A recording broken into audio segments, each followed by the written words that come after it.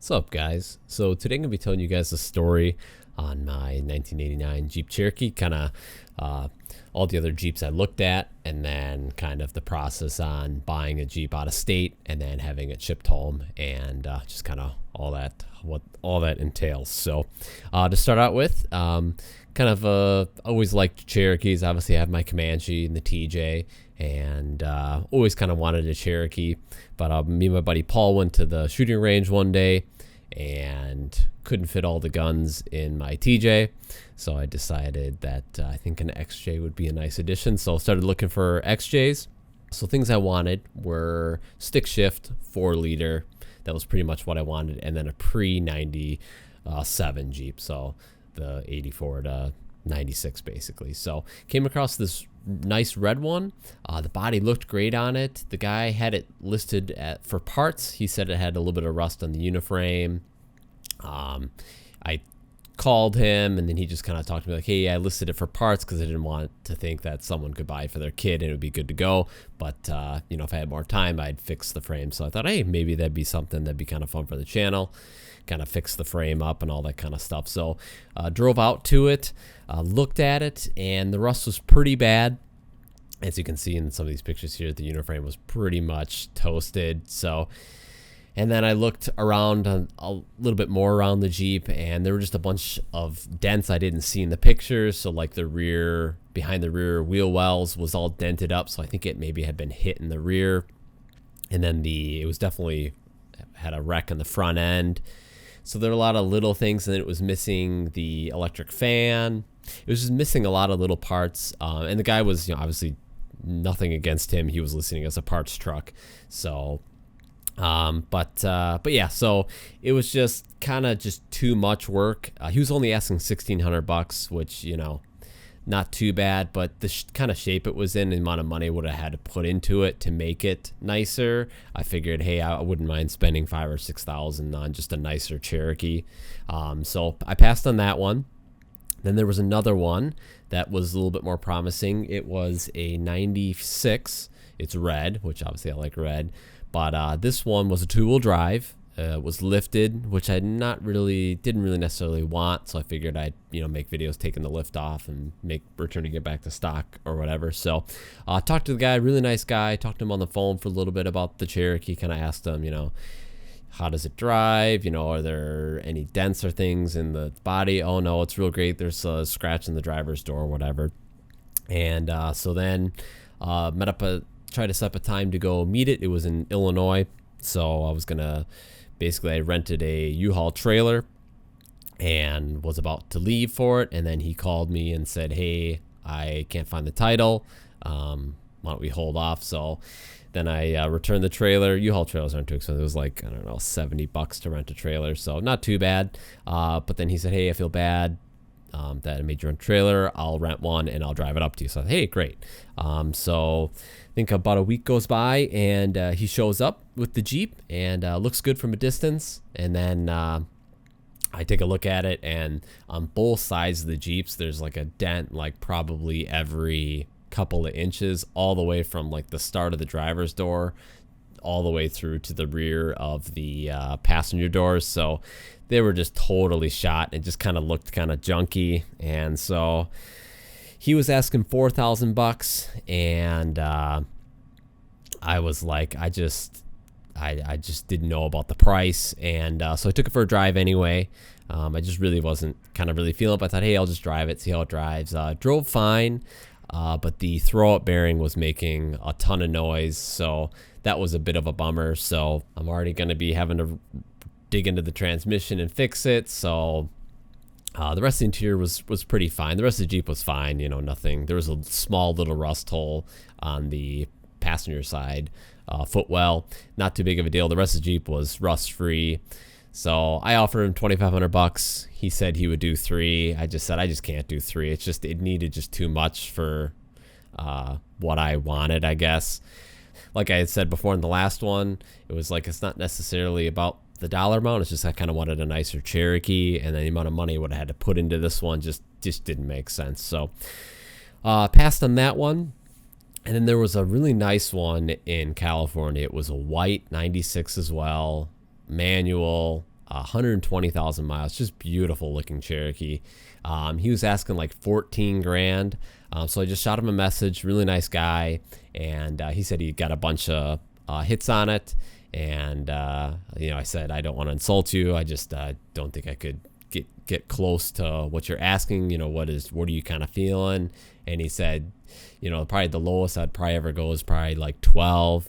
So I said, no, I'm just gonna, I'll just have to pass on it. So that one was really nice, but just not worth that kind of money, at least to me anyway. So, and then lastly is going to be the Jeep I actually bought. So it was listed in Miami by a guy named Jorge, which I kind of got to know, and a really nice guy. So I messaged him and said, hey, could I get a couple more photos of the underside?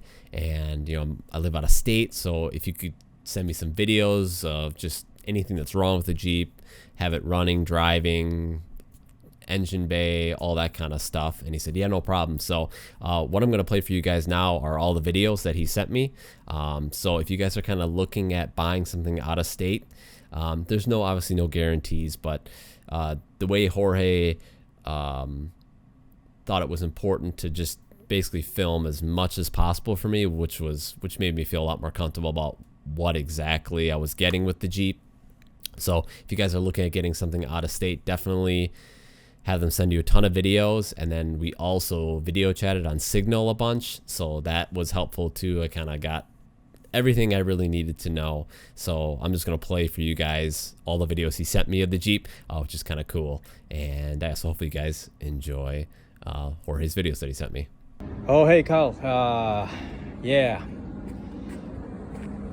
Wow, a lot of work here. I work in a shop here. Let me show you where I work.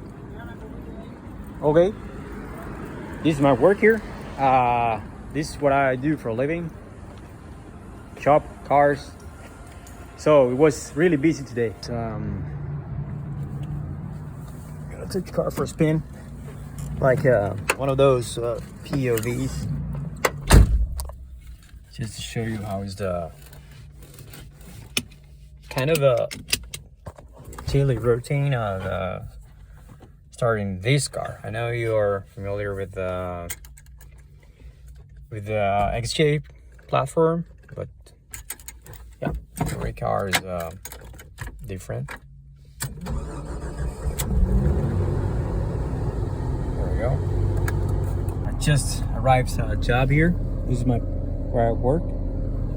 So you're gonna see this kind of work temperature there right now.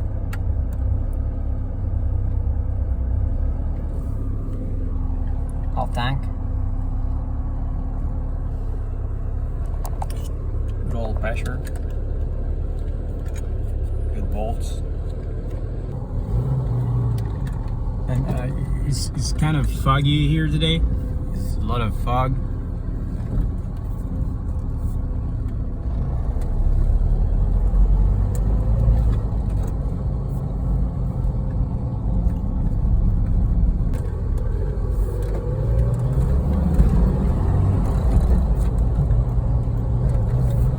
See, the wheel is kind of straight. The other car I had was not square straight.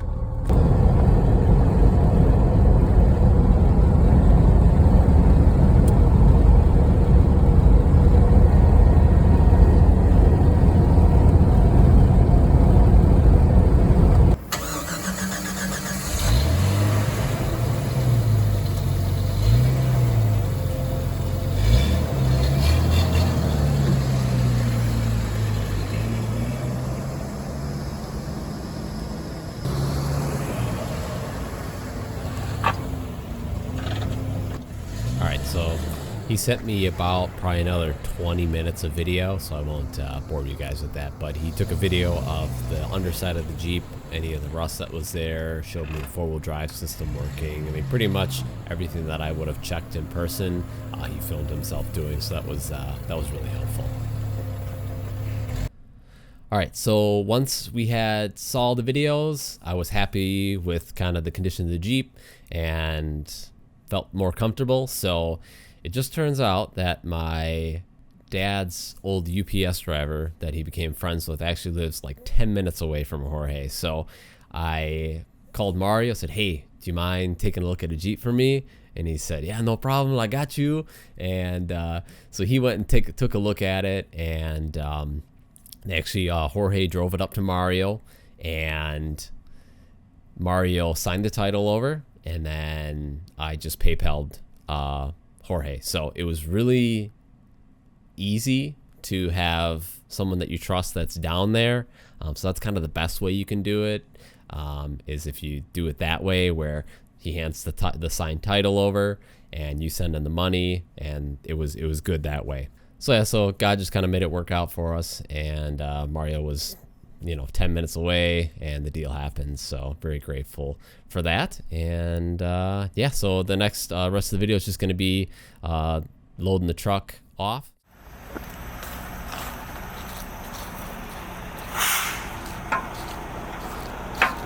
There she is.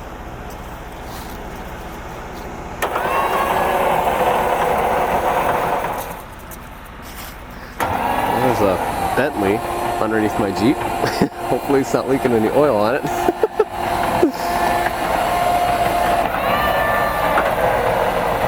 That's hilarious.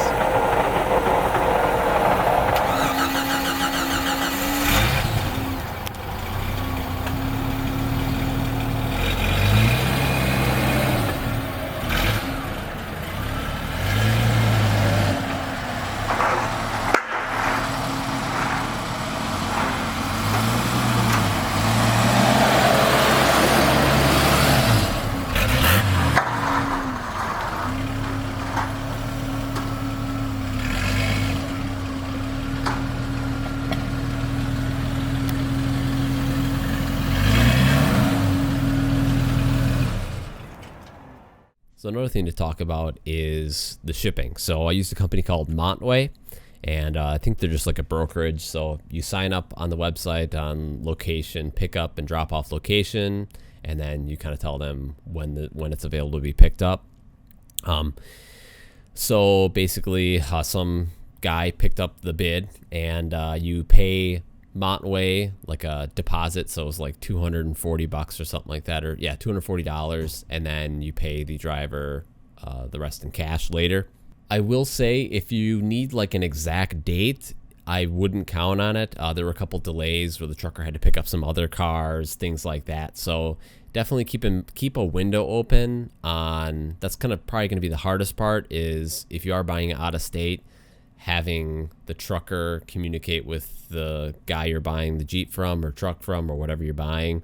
That was a little bit difficult. So you kind of have to, it's kind of up in the air on, it's like they give you a couple of day window, and once they're closer, then they'll call you and let you know. But you can't really plan too far ahead because it might change. So that's just something to consider, at least with Montway and the price point. So it was like $740 to get it shipped from Miami to Wisconsin. So I thought it was very reasonable, just like an open top trailer. So that's pretty much the story on my Cherokee.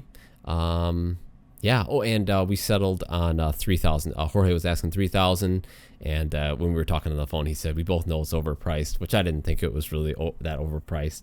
And so I said, so what do you think? He's like, well, 3, and I said, I can do 3. So that's kind of what we settled on. But yeah, that's just kind of the story of my Cherokee. So hopefully you guys enjoyed the video. Hopefully it kind of helped you if you guys are looking for kind of buying something out of the state, kind of like how the process goes. It's definitely more sketchy, and definitely be careful, because you definitely could easily get scammed out of money. But definitely be careful. And yeah, so anyway, guys, hopefully you guys enjoyed the video. If you did, definitely give the video a thumbs up. That helps me out a bunch, guys. And we'll catch you guys in the next video.